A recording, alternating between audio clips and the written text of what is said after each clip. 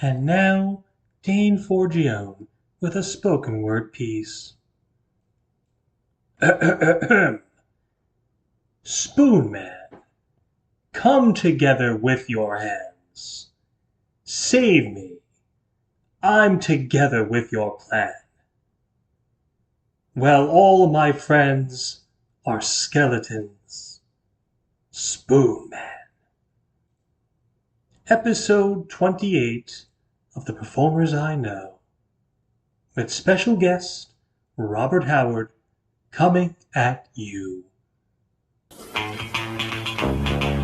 These are the performers I know. These are the performers I know. These are the performers I know. These are the performers I know.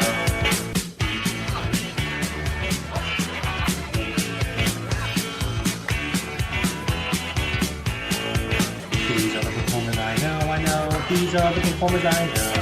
These are the performers I know. These are the performers I know.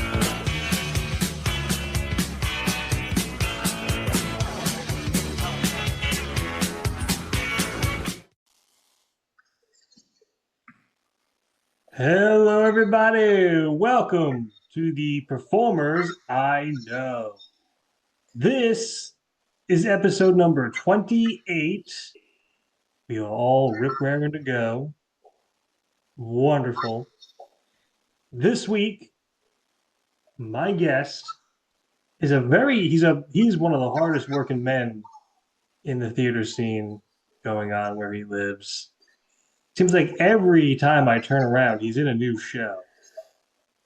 He's a consummate performer, and he is here. Ladies and gentlemen, please give a big round of applause to Robert Howard. Robert, how are you?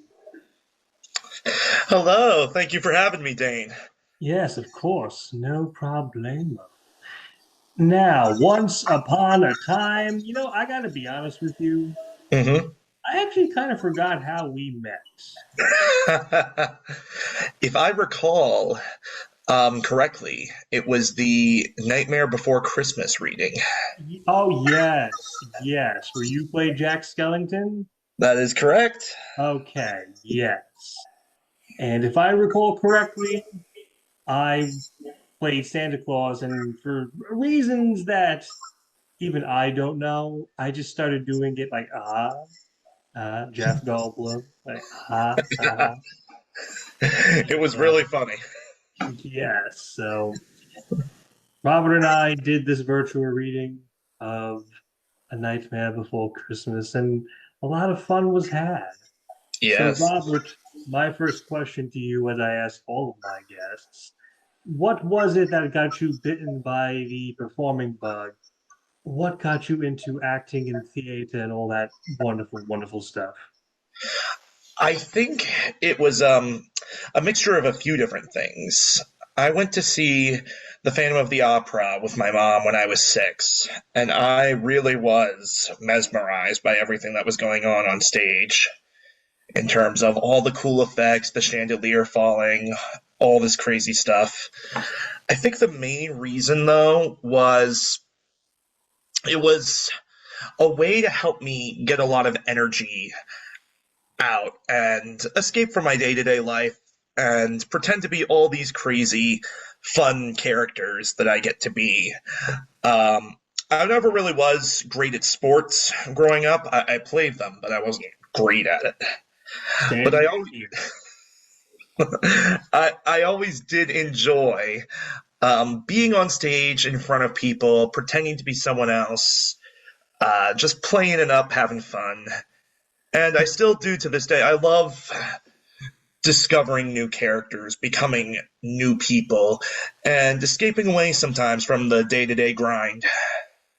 hmm it's funny you say that because I used to play sports too. I wasn't very good, but I played them nonetheless. Exactly. And my parents had the aspirations, oh, he's going to be a great football player. No, Yeah, when I was younger, I wanted to play baseball. That wasn't going to happen. he could have been the next Joe DiMaggio, Right, right. or which, Or actually, well, you're near the Baltimore area, so the next Cal Ripken Jr. There we go. There we go. Yes. So the first major performance that Robert did for me was actually part of the scene showcase. It was called All Aboard or Hi Ho. And it was actually based on one of my themes from my Book of Weights project. And Robert played the older brother who he and the youngster went and were working on the railroad, and the devil literally comes and offers them riches in order, but in exchange for their souls. And Robert was the one who exchanged his soul. Now, Just Robert, like real life. just like yes, of course. But why do you think? Why do you think Robert has such a sweet, buttery voice? You got it. Yeah. Now, Robert, you've done both dramatic roles, much like that one, and more comedic stuff. What would you say is your not so much your forte, but what do you prefer? Or do you prefer doing both of those kind of I do enjoy doing both of them, and mostly, especially recently, I've been playing comedic roles. But I do have to say, I think I prefer the dramatic ones because they really push me as an actor. They really help me to become better at it. And that's not to say that the comedic ones don't. It's just that I've been doing comedic roles for such a long time, and sometimes I like to push myself in a new direction and play the more dramatic ones. it's funny you say that because I've mentioned this before, but when I started doing virtual theater during COVID in 2020 and Hmm. all these different readings of shows that I had never even heard of. Now, I'm actually kind of glad that this sort of thing happened because I would normally mostly stick to like comedy and musicals. You would never have caught me doing something like dreadfully serious or dramatic before 2020. Now I look at it like, oh, hey, look at that. These are shows I actually like to do. Now I expand my horizons a little I definitely know how you feel because I used to feel the same way. And then when I started to get to play some of the more dramatic roles, I'm like, wow, I want to do more of this. well, but Robert and I belong to a very exclusive club, along with Chris Black. We are in the Society of Cogsworths. Society of what? Cogsworths, because Oh, yes. Yes. because yeah, I played Cogsworth in Beauty and the Beast at Brundage Park, and Robert played it quite some time ago. I actually don't even when did you do That was my senior year of college, February 2018. that? Wow, I sometimes forget that you're substantially younger than me. I'm just like, Yeah, oh, you youngsters today, right. Lord have mercy. So, yes, sometimes I hate to typecast people in shows, and I swear this is leading up to a good point. Um, having people play the same type of character over and over again. But I can't help but notice one of the many talented things about Robert is that he can play stuffy butlers very well. Uh, for example, when I did Benny to the Rescue, he played Jenkins, the very put upon butler who winds up getting falsely arrested for a crime that he did not commit. And well, as we record this, it is the 21st of April. On the 27th of April, I mean, well, by the time this comes out, this will be far into the future. Um, you are playing Conrad the Butler in the Guardian game. That's Uh, right.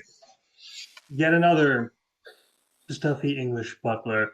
Now, is that some? Are you?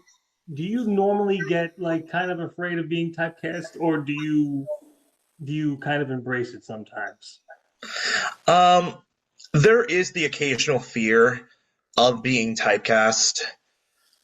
I'm very lucky in that a lot of the roles that I am typecast playing are roles that I really, really love to play.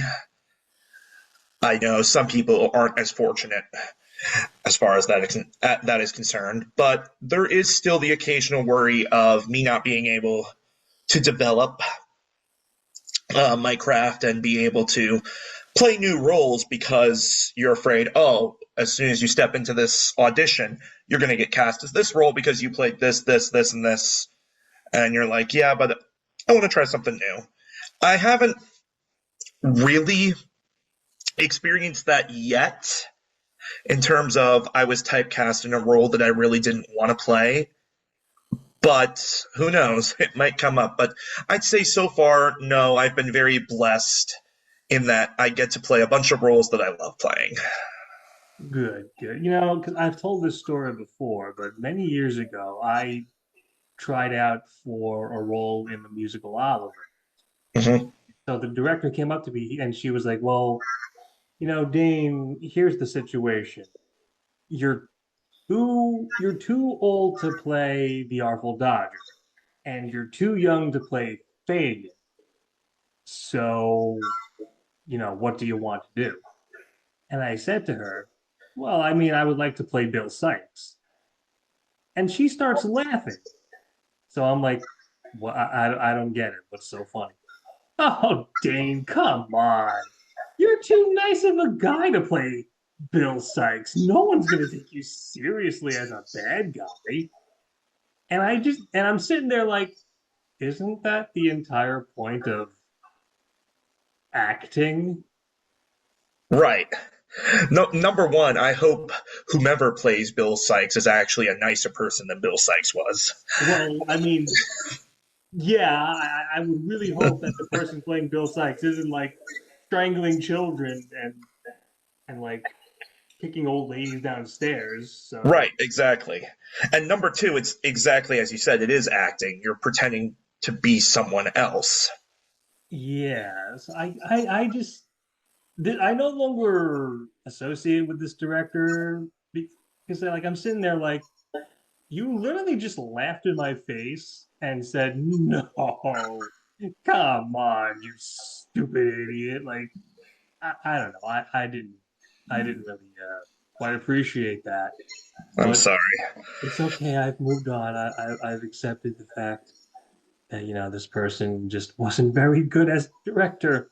But like, oh my God, I'm looking at my notes here, and when I said that you're a hardworking show business man, I wasn't exaggerating because it seems like after every show that you do, a week later you're starting rehearsals for a new one because you um starting from just a little while ago.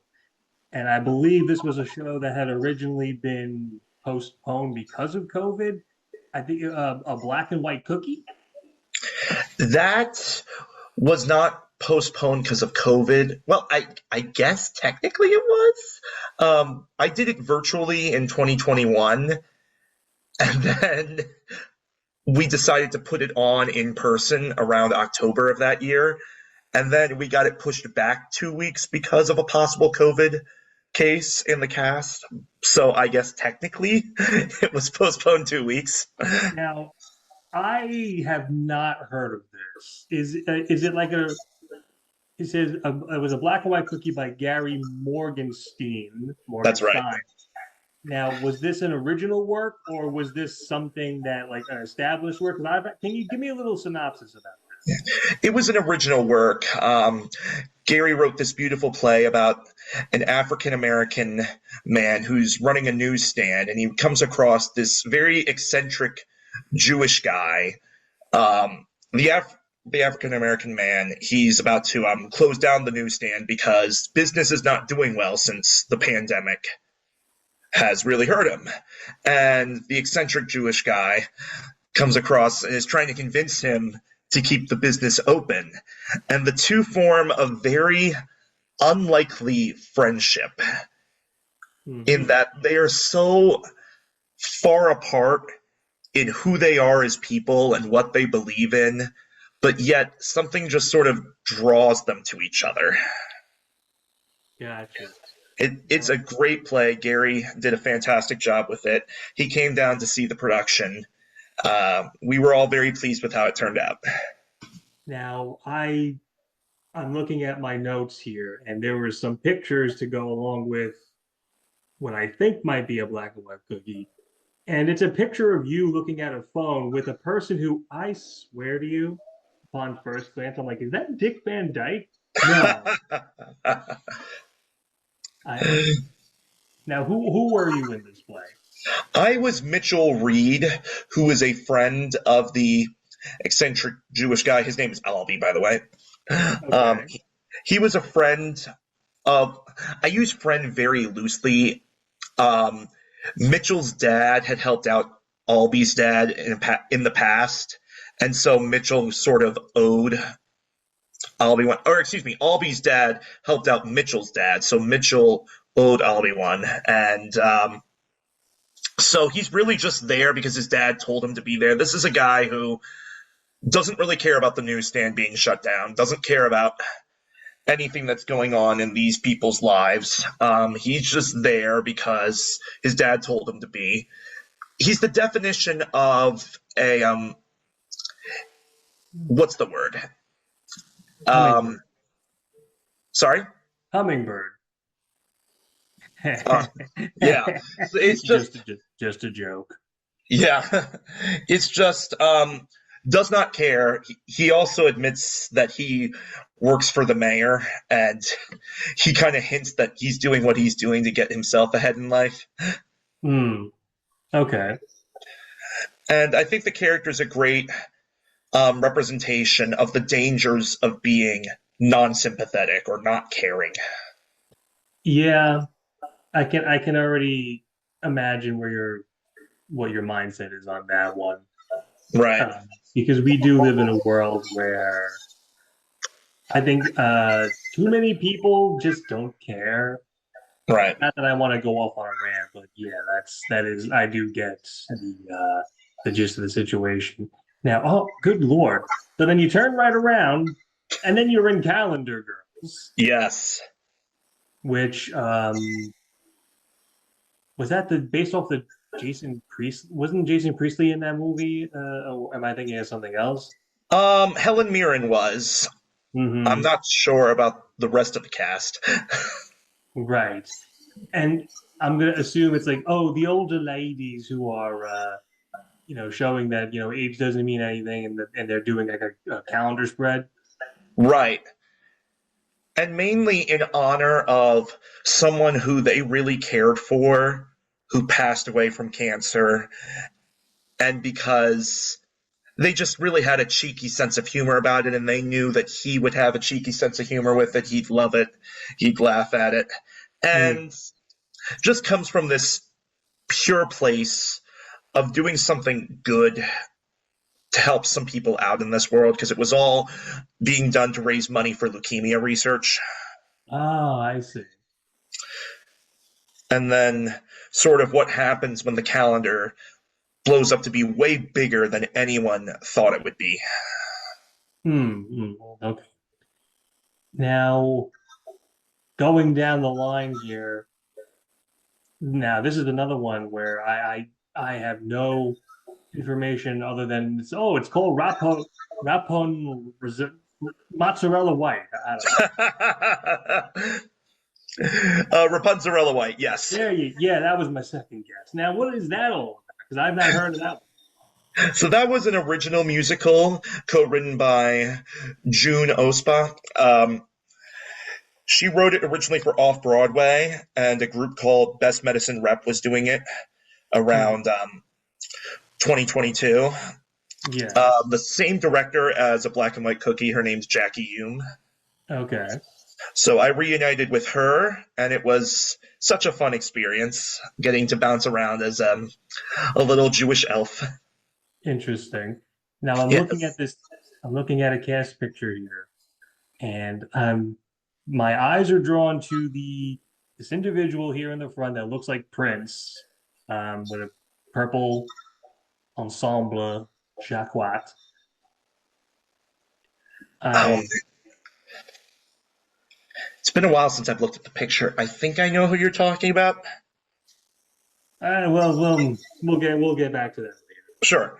So yes, so moving right along, once again, breakneck speed. You turn around and you're playing in the Putnam County Spelling Bee, and it threw me off for a second because I there's a cast picture and I thought you were in your underwear. I'm like, what is he doing in this picture? You were was it Barfley or what's the name of the character? His name was William Barfay, which Barfly.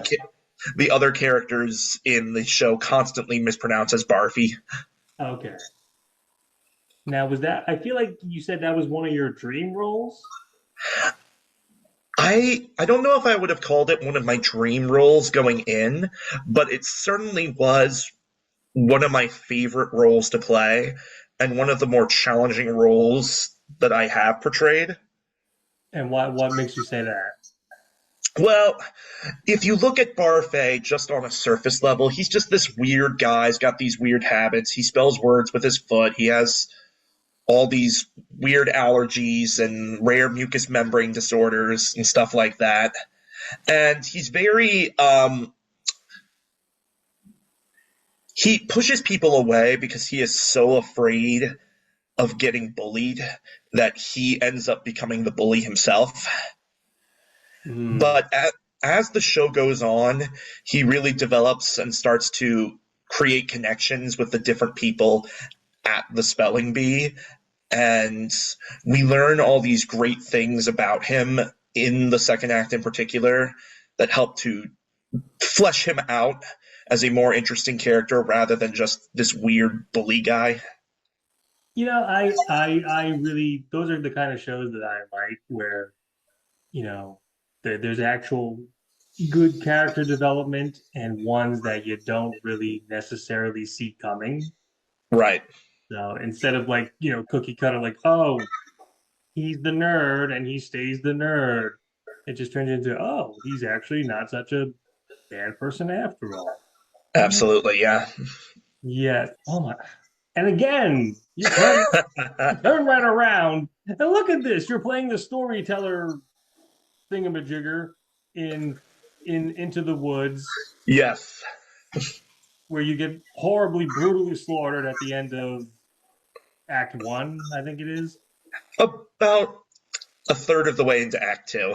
Okay, so then you just get straight up murdered. That's a Yes. lot of fun. Yes. Well, I mean, Yes. Into the Woods, and this might be a very hot take. I never saw the appeal in that show. I know a lot of colleges and high schools lately, especially in the tri-state area where I'm from, seem to want to do this show, but it's like I don't get it. I really don't get it.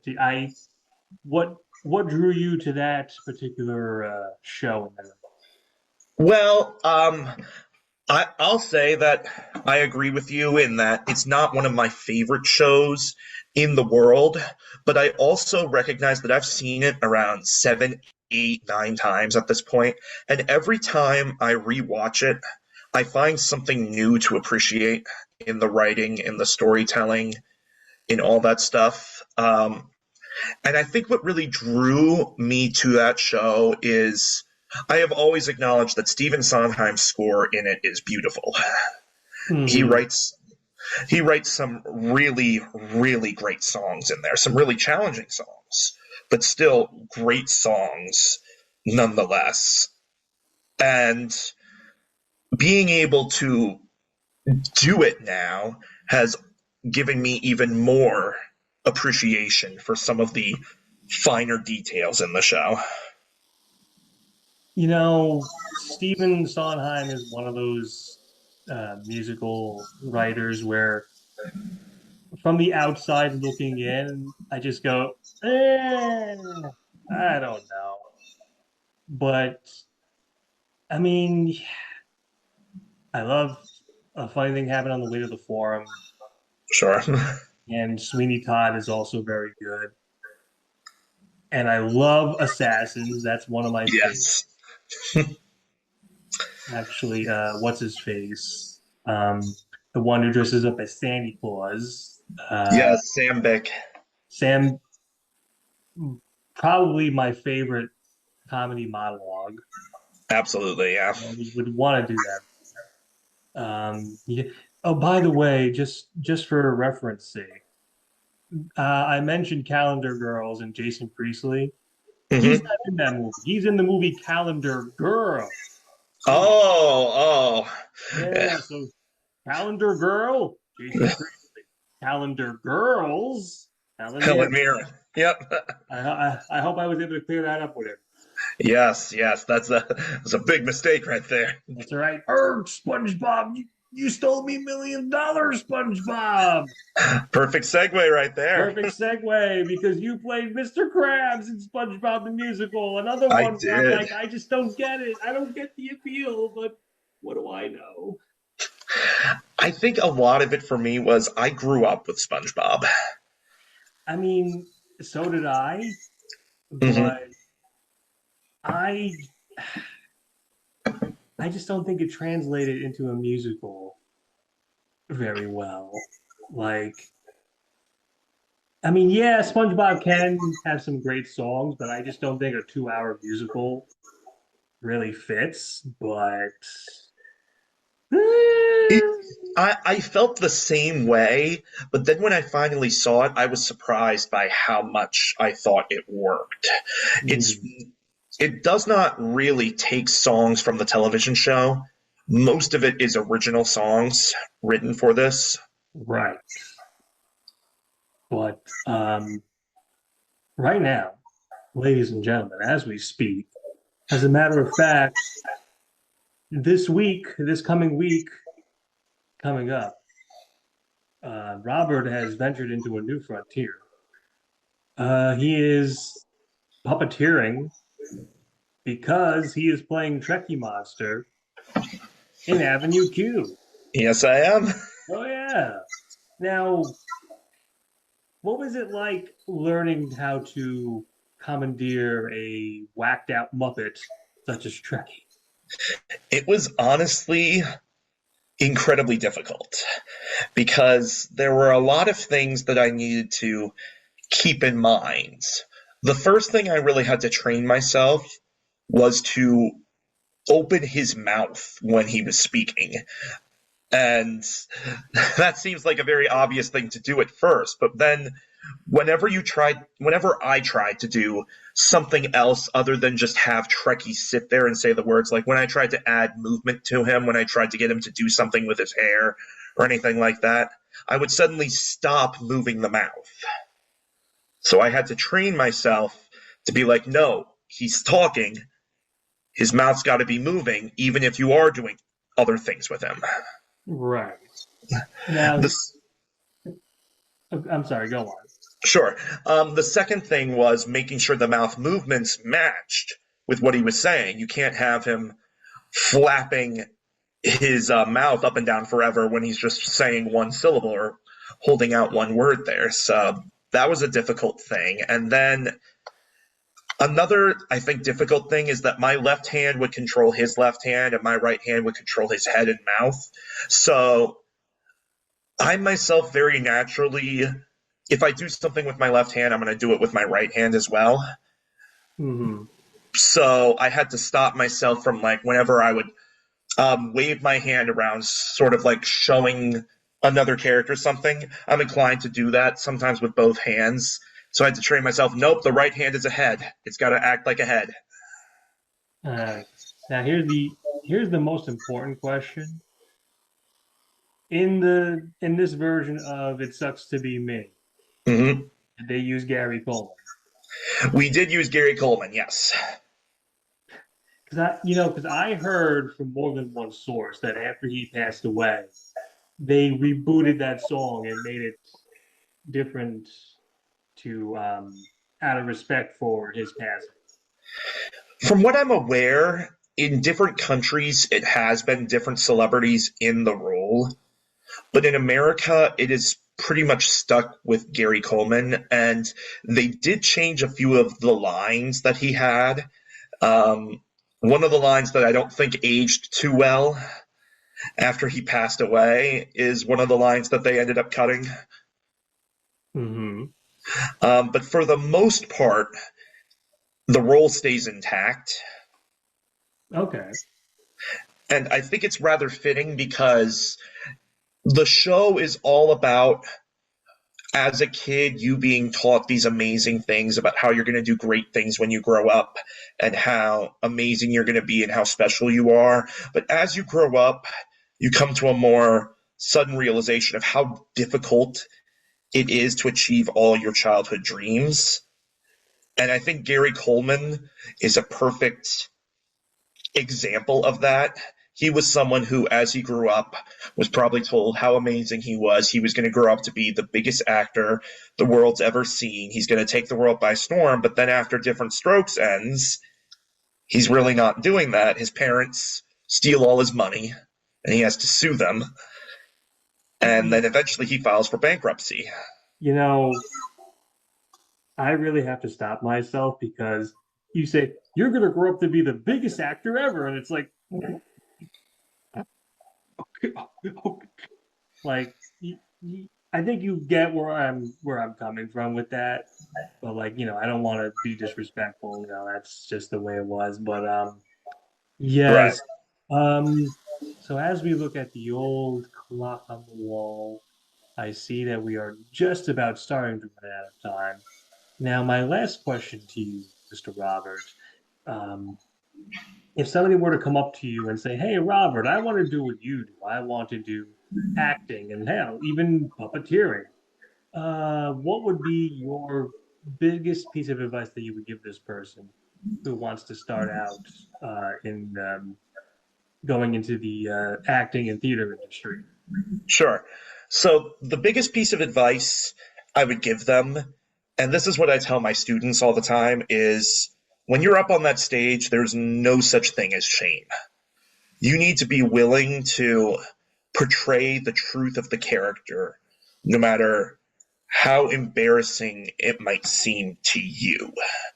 Because one of the things that I think holds a lot of actors back, myself included, this is still something that I fight with every single time I perform on stage. One of the biggest things that I think holds people back is this fear of looking silly or feeling stupid by doing certain things on stage. Maybe they have something that they think is really funny in their head, but it turns out not to get the biggest laugh in the world from the audience. They think to themselves, "Oh wow, maybe I was stupid for doing that," and that's not even really the case. Sometimes it's just different audiences are different.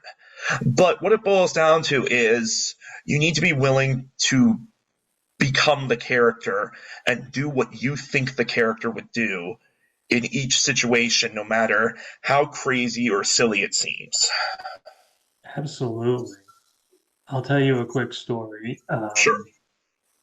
I did a scene showcase many moons ago where we did a scene from Some Like It Hot, and I had to dress up as a woman.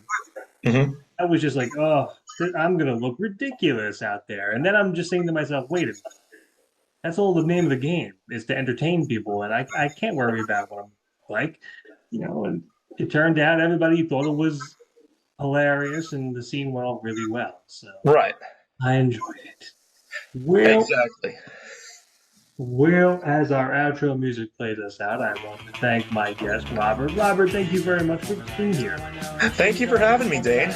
No problem. And I'll see all of you on the next episode. Goodbye, everybody.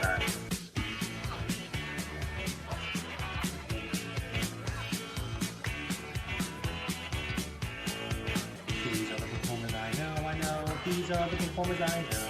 These are the performers I know. These are the performers I know.